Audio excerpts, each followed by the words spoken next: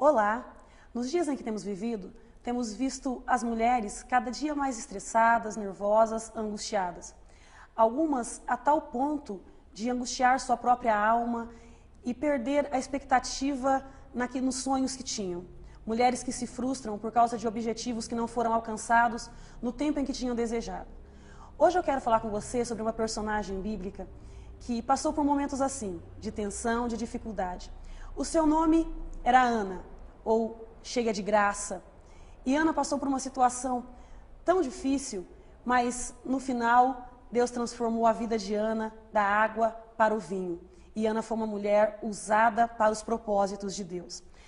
No primeiro livro de Samuel, capítulo de número 1, versos de número 17 e 18, nós encontramos um diálogo entre o profeta Eli, entre o sacerdote Eli e entre Ana.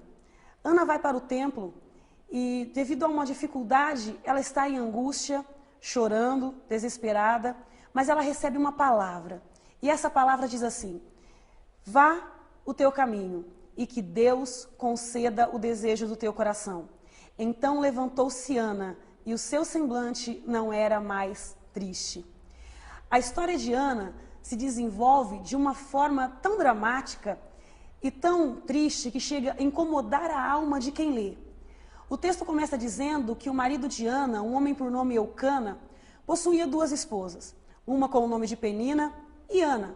O texto diz também que ele amava a Ana e que ele cuidava muito bem de Ana.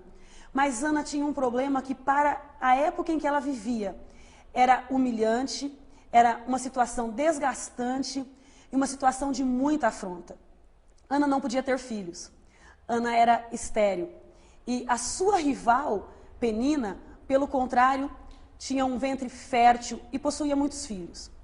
E nos diz o texto que uma vez por ano eles subiam ao templo para adorar ao Senhor, render adoração, gratidão e fazer suas petições ao Senhor.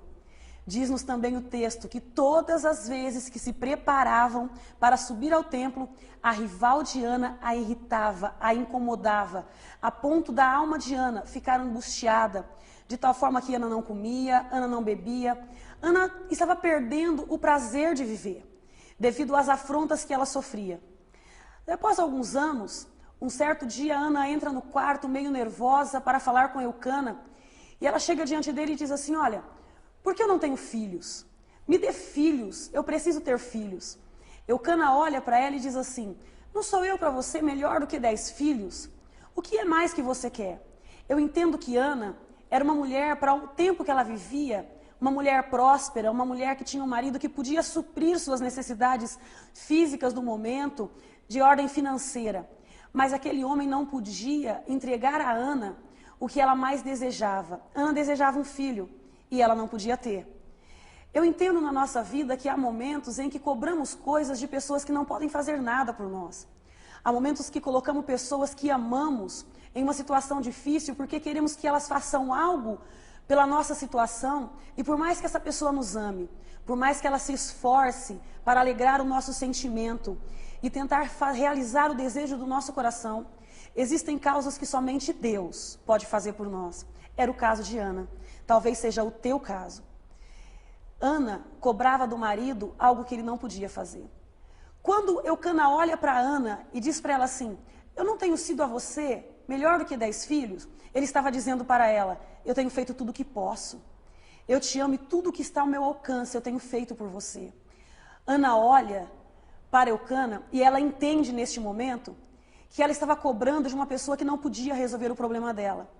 Então Ana se foca, porque o texto diz que Deus tinha fechado o ventre de Ana.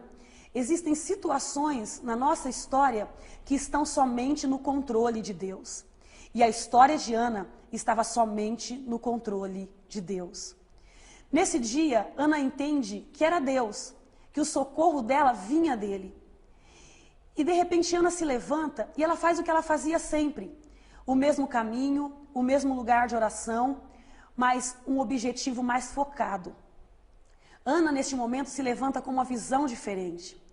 E eu gosto da palavra visão, porque visão significa ter uma imagem clara das coisas. Até aquele momento, as respostas estavam diante de Ana, mas estava tão desfocado diante dela que ela não tinha uma visão clara das coisas. Ela achava que o problema era a rival, que era o marido. Ela sempre culpava alguém ou uma situação pela angústia que ela vivia. Mas quando Deus trouxe visão para Ana e ela começou a ter uma imagem clara das coisas, ela entendeu o que ela deveria fazer. Ana se levanta, vai para o templo, talvez no mesmo lugar de sempre, talvez no mesmo cantinho onde ela costumava orar todos os anos. E talvez a mesma oração de sempre, mas dessa vez com uma visão clara do que Deus tinha para a vida dela. Ana dobra o joelho e o texto diz que Ana estava tão angustiada que ela orava em pensamento, mas a voz não saía. Sabe aqueles momentos que você fica sufocada dentro de uma situação, que parece que tudo ao teu redor te rouba o fôlego, e por mais que você tente se expressar, por mais que você queira gritar, a voz não sai, o sentimento é de que ninguém vai te ouvir mesmo? Eu imagino que era a situação de Ana. Após uma leve discussão com o esposo, ela entende que Deus tinha solução para a tua vida. E ela começa a falar com Deus e o sentimento de Ana vai para diante do trono do Senhor. E neste momento Ana começa a falar com Deus e somente os lábios de Ana se moviam. E Ana fala com tanta intenção no coração, com tanta intenção de ter aquele sentimento atendido por Deus e mudado por Deus, que ela diz: Senhor, se hoje olhares para a tua serva e tirar a vergonha dos meus ombros e me der um filho que seja varão, eu o devolverei para ti. Quando Ana faz essa oração, Deus pega um propósito eterno que ele tinha para Israel, encaixa na oração de Ana e começa a desenvolver algo tremendo para o povo de Israel. Sabe o que eu entendo? Uma oração feita com uma visão nítida do que Deus tem é uma oração respondida. Não estamos em tempo de perder em oração, mas de ganhar em Deus. Só que enquanto Ana está orando, Eli se levanta, vai até ela e diz assim: mulher, por que é que você está bêbada dentro da casa de Deus? Eu fico imaginando que em certos pontos da nossa vida, uma palavra dessa vem com tal afronta, que se você já está fragilizada, se você já está sensibilizada por uma situação, você corre o risco de responder de forma áspera e conseguir um inimigo aonde você devia ter um amigo. Eu quero com esta palavra deixar sobre a tua vida a mesma palavra de Ana, que está lá no capítulo 2. Não aumentemos palavras de altivez, porque uma palavra branda, ela acalma os corações e atrai bênção para a tua vida. Quando Eli diz isso, Ana olha para ele e disse: Senhor, eu não estou bêbada, sou uma mulher angustiada e atribulada de espírito. Se a tua situação é essa, eu quero que você entenda uma coisa: Deus tem refrigério para a tua alma. Deus tem cura para as tuas emoções. E Deus vai encaixar a tua oração em um propósito que Ele tem para a vida de alguém. Deus vai te fazer ganhar em oração. Quando Ana diz isso, ele olha e diz assim: filha, vá em paz o teu caminho e que Deus conceda o desejo do teu coração. O texto diz que Ana se levanta e segue o teu caminho. E o semblante de Ana não era mais triste. Eu acho isso interessante, porque Ana não tinha o filho nos braços. Ana não tinha o filho ainda no ventre, mas Ana recebeu uma palavra. E a palavra do Senhor, ela é apta para discernir sentimentos e intenções do coração. E a palavra de Deus, ela traz cura física, emocional e espiritual para as nossas vidas. Ana sai daquele lugar e Ana sai dali de cabeça erguida, tendo a certeza de que Deus daria um filho a ela. Com esta palavra, eu quero que você receba esta palavra da mesma forma que Ana recebeu a palavra de Eli.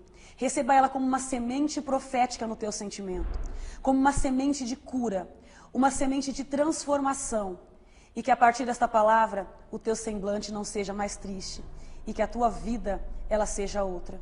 O Salmo de número 107, ele diz que um homem andava angustiado, por causa de sua angústia não comia, não bebia, mas o Senhor lhe deu uma palavra e o livrou do que era para a morte. Que esta palavra seja vida, que esta palavra gere vida em você e que assim como Ana entendeu que o que ela precisava era uma visão clara do que Deus tinha. E com isso ela se tornou uma mulher vitoriosa e se levantou da situação de angústia e de amargura que ela vivia. Que a tua vida seja transformada e que você receba uma visão clara de Deus e que o Senhor conceda o desejo do teu coração.